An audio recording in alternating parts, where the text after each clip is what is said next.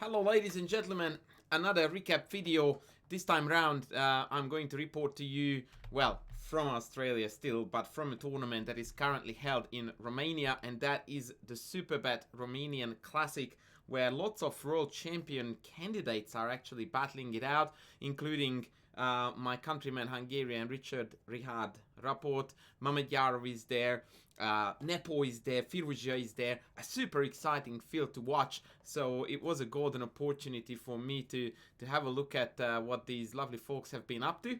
And today I'm delivering to you an absolute bonkers game between Firouzja and Nepo. If I want to give you a bit of a preemptive summary, I have no idea, not even close, what went on in this game, having gone through it twice, having checked multiple lines with the engine.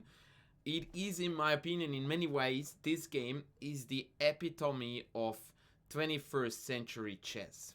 And I'm going to elaborate on that as we get there. The opening was the somewhat unusual, but nowadays actually very popular bishop opening, which usually transitions to structures that are very similar to the Italian and to some degree. Let's just go with Italian, mostly Italian structures. And both of them are following a very, very well trodden path here. This is all theory. I was actually watching the game live for a while. At this point, in fact, throughout the whole opening, I had an impression that I preferred black's position, simply because although white does have a lot of pressure against the central pawns, the pin is annoying, the knight on b5 is an outpost, but as you know guys, I'm a big fan of center, and white doesn't have an awful lot of that, and to me the black position seems to hold very firmly, so I definitely like it for black. Now we are transitioning into the early middle game, and as we do so, I still maintain my opinion that my preference is on the black side of the business, but of course, this is still very, very deeply analyzed. Knight f1 is to reroute the knight to e3, which is a semi-blockade hitting the d5 pawn. Finally, something I can highlight that made sense to me. Bishop back, bishop f4, h3. And at this point, I'm like, okay, I will look it up. At what point did these boys drop theory? Turns out that the very position you see right in front of you now has had 8 master games in the past, and if I go back just 2 more moves to 3, the number just jumps up to crazy numbers. So even this is very well known to theory, and actually the first new move in the entire game was pawn h3. Not a good one at that, by the way, but again, I am going to be very reluctant to criticize anything apart from the final blunder in this game, because boy, this was just an absolutely immense battle with so much depth to it. Basically, if I wanted to describe to the best of my ability what is going on in this game, I would say that Nepo is trying to generate some initiative due to his space advantage and the fact that the white king is uncastled. But optically speaking, positionally, white has got the trumps because the d5 pawn is a little bit weak, the b5 knight is on an outpost, and so those are long-term benefits. The short-term benefits, what is directly right in front of us now, in front of our nose, the superior center, the space advantage, and the seemingly more aggressive position, the dynamic features seem to favor black. g3. Very ugly move. Bishop back, g4. Now the bishop has a square to go back to, and I suppose that now white is gaining a little space on the king's side. But again, it's not really going to be used for an attack. Knight e3, a good blockading post, and bishop takes f6 is just, yeah, it's a yucky move. I'm not gonna lie. And also, I consider that move to be a strategic mistake, if you will, in the sense that Nepo loves initiative. That guy thrives on initiative and attack. And what's happening here is that Firouzja gives up the bishop pair to gain a pawn. And so this is a trade that is very impractical to take against Nepo, and you don't do it unless that's your only choice. But I think that white here had a very good go at playing and making bishop g3 work, when admittedly the f4 square becomes black's territory, But after bishop takes, followed by queen e2, according to the machine, this position is actually tenable. Yeah, I don't know. I most definitely prefer black here very heavily, but not as much as in the game, where I thought that here black had a tremendous play for the sacrificed pawn. Even knight f4 was an interesting idea here, aiming to come into d3 and stir the situation up there quite heavily. But then again, I mean, these are just typically variations that you would expect coming up from a Leela chess against Stockfish game where, oh yeah, you just lost a rook. Oh yeah, but you're getting mated. Oh, okay, then it's a draw, right? And actually, I'm not too far off of the truth. Apparently, bishop f4 here creates extreme complications. Like, this is, to my mind, this is beyond human abilities to figure out who is doing what to whom here. And by the way, not knight f2, which I thought was the whole point. No, don't use that threat. Just leave it on. And now white is 75 pawns up and an exchange up, and does stand clearly worse due to the dual threat of knight b2 and knight f2, both of them undermining the king's defense first and foremost. And yeah, like, these are just such insane, irrational variations that even the top grandmasters nowadays very rarely end up in total chaos like this. Instead, bishop takes was played, knight takes was played, queen g5 was played. And just when I thought that I managed to grasp the position here, thinking that, okay, black is better because the king is stuck in the middle and we are aiming to play for an e3 break and expose the king, there came a surprise to me. Nepo played bishop f4, and when I watched this live, I saw that the val bar just went like, Yoop! And it went from 0.5 to 1.2 or 1.1. And I'm like, what on earth is going on? Like, such a good looking, logical move, enforcing e3, backing up e3, cutting the king off. Like, what on earth is wrong with this? And it turns out that now white has queen e2, and the absolutely ingenious plan is to tuck away the king like so on the queen side, and white just walks out of trouble and stands clearly better. Absolutely insane stuff. Rook a c8, king d1, because that's what you do apparently. And all G. We are just en route to c2, and then if need be, king b3, the rooks are connected, and the black attack has run out of steam. That's the problem here with bishop f4. Needless to say that that's not exactly an intuitive concept to find, even if your rating starts with a 2, continues with an 8. And of course, Firouzja did not play that. And when I say of course, I don't mean of course that he can't find such thing, but it's such an inhuman approach to the position. Better still, turns out that the correct move is knight f4. And after knight takes, bishop takes, if you are scratching your head going, what on earth is the difference? Welcome to the club. Took a fair while for me to figure it out. The idea is that now after queen e2, there is a g6 square available for the black queen, which is gonna slice and dice along the diagonal right here. One of the best moves for black, in fact, is queen g6. Not the very best, but one of the best. Exactly intending that if the king walks this way, e3 discovered check is going to be painful. And now if you go back to see what happened in the game, you realize the difference. There's no g6 square. So insanely, the queen can't get onto this crucial diagonal to hurt the king. Like, that's the depth that these guys regularly uncover, incorporate into their games, and utilize to score wins against each other. To me, it's just like science fiction. It's unbelievable chess, and no wonder that often these stuff get missed. So queen b3 was played, h5, apparently a miss by the engine. The engine claims it's bad, knight e3, and now the knights are kind of standing rather well actually. Both of them fulfilling very nice defensive features, in particular the one on e3 that covers the g4 pawn, but also clogs up the diagonal, making castling a very real idea now for white. Hence queen h4, trying to hurt f2. takes h5, takes back, and queen d1. Again, I feel like I'm connected to the game again because I think I understand what's going on. So black took, trying to cut off castling, and white goes like, no, I want this diagonal so that then I can castle. Queen h6, and here queen e2 is the natural move to a mere mortal like me. Covering e3, intending to castle out of trouble, and actually the engine approves. Knight f5 looks... actually, that looks okay too, because if queen g5, then again we have got queen g4, I suppose that was the plan.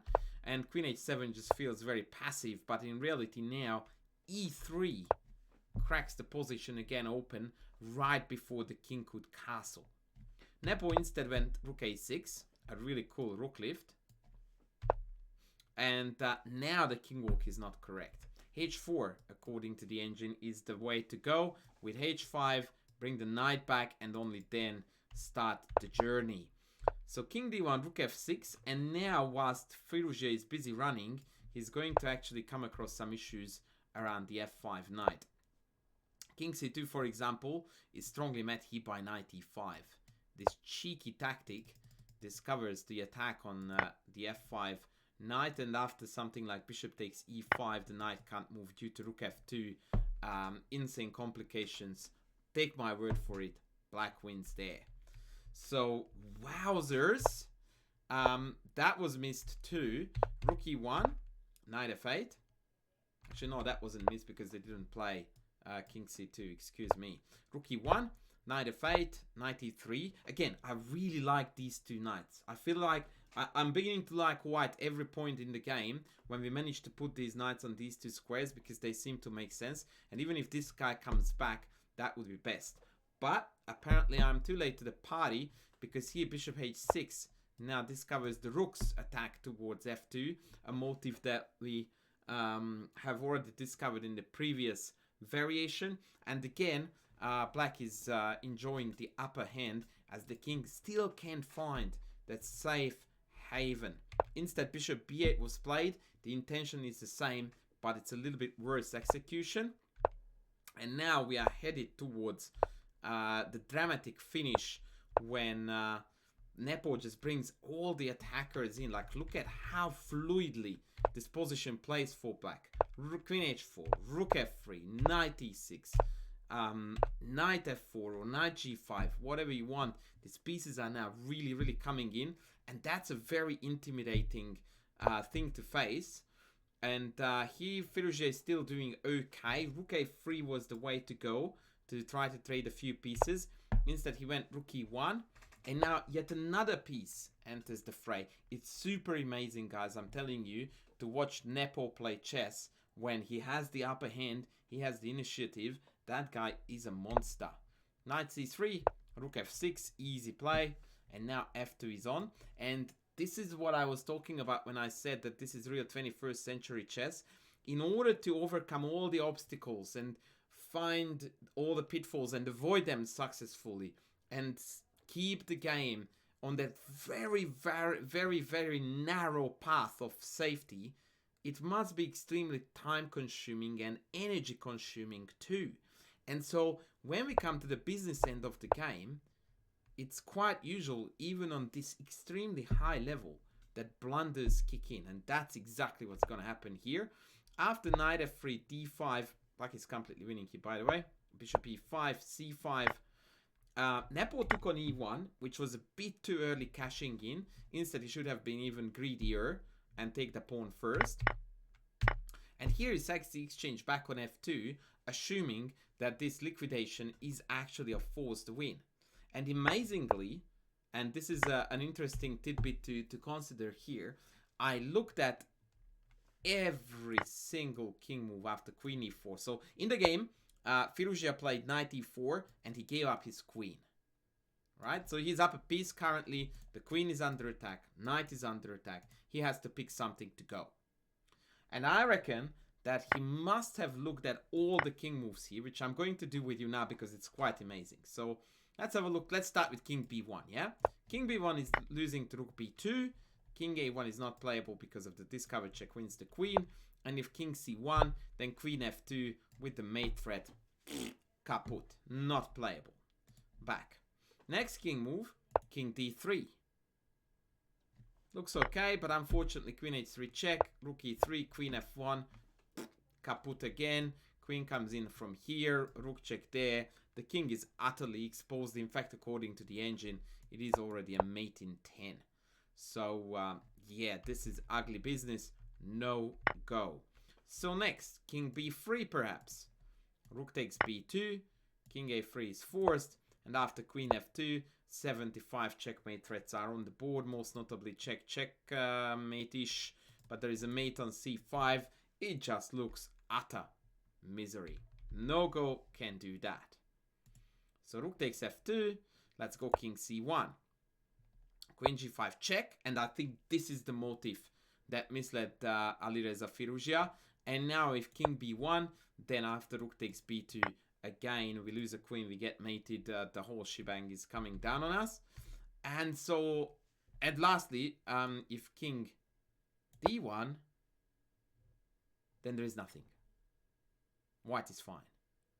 And I think that because of Firouzja had in this position 15 minutes, well, actually 15 minutes is something. Yeah, but maybe he felt very depressed about all the king moves apparently being wrong, but there was one amongst them that would have saved the day, and that was the insane king d1. And the idea is simple, that if there is a check coming on the diagonal, then we have rook e2. And now black cannot really exploit the pin. Bishop takes b2 is playable, but after c6, white gains sufficient counterplay. And this does look like a holdable endgame. Although admittedly, even here after rook takes, queen d5, king b2 takes, queen e8, king h7. I mean, easy variation, right? King b2, take. This is maybe a holdable endgame by white because the b5 pawn is actually quite a dangerous customer. But not finding this, I can't blame him, especially in a jungle of variations where everything else is a forced loss, and calculably so. So you assume that everything will be a forced loss. And so he opted to take on e4, but unfortunately giving up his queen in this fashion promised nothing whatsoever. And boy, Nepo converted with very impressive prowess. Check this out. Just forward-looking moves all the way. Take, bang. Going for it. Check. Forward again. Not a glance backwards. Rook e4. Check. Paving the way for the pawn. f3. Again, the guy just doesn't stop. And by the way, this is something that club-level players tend to misplay awfully. And that is that when they are in an endgame, they fail to identify their win condition, which is what I like to call it. That's a me lingo. In this case, your win condition with black is that you must promote the pawn. There's no other way to win this because the white pieces will be sufficient enough to cover the king from direct mate attacks. So what's the win condition? Pawn to promote. Let's have a look what it does. Pawn moves. Pawn moves. Paves the way for the pawn. Pawn moves. Pawn moves. Game over. Amazingly accurate, very much to the point conversion. Rook check, king out, and that's all she wrote. Firouzja threw in one more check, but he resigned here. It's very apparent that whilst the black pawn is about to queen, its buddy over there cannot do so because the rook is hanging for free. And so that was the super impressive victory, or the very unfortunate queen sack / blunder in between Firouzja and Nepomniachtchi. I'm very, very excited to see how the rest of the tournament plays out. Every chance there is that I'm going to come back at you with a few more recap videos like this. Please don't forget to like, to sub, and to comment to help me and the channel to grow. And that's gonna be it from me now. We'll see you in the next video. Thanks for watching. Bye.